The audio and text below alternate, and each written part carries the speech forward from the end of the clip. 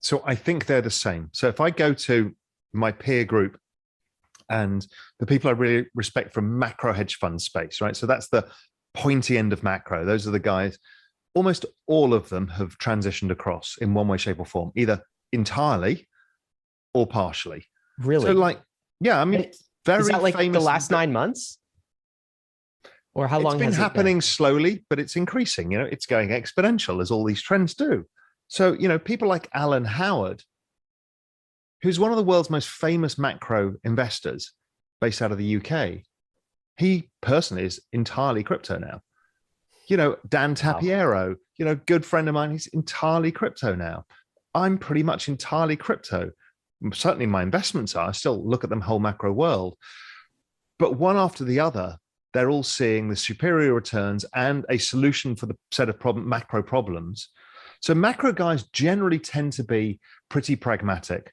We've got a set of problems, solutions, what's going to make money, allocate capital accordingly. But everybody's going, well, this is the biggest opportunity we've ever seen, because everybody starts on the Bitcoin journey and ends up having the holy shit moment that everything is about to change. And I'm sure we'll talk about a lot of that later. So I think macro and crypto have merged.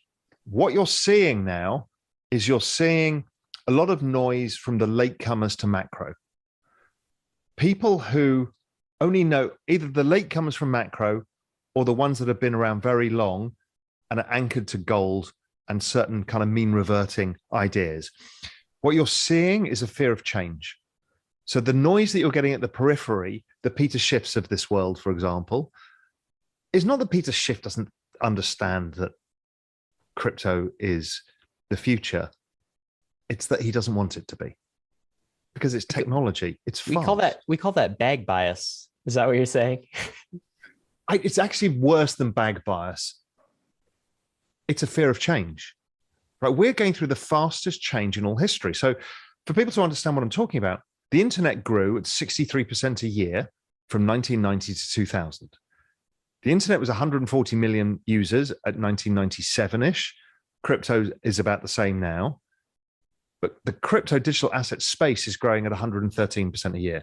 This is the fastest adoption of any technology in all recorded history. People don't want to believe it.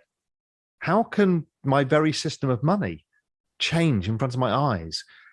What does the central bank mean any longer? What does it mean for my savings? What does it mean for, the thing that I've railed about all the time is gold, that'll save you from all of this. And now there's something else. Everyone has to drop so much of their kind of outward facing belief system.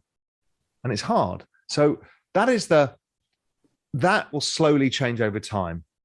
But generally, the macro people who are broad-minded have entirely changed.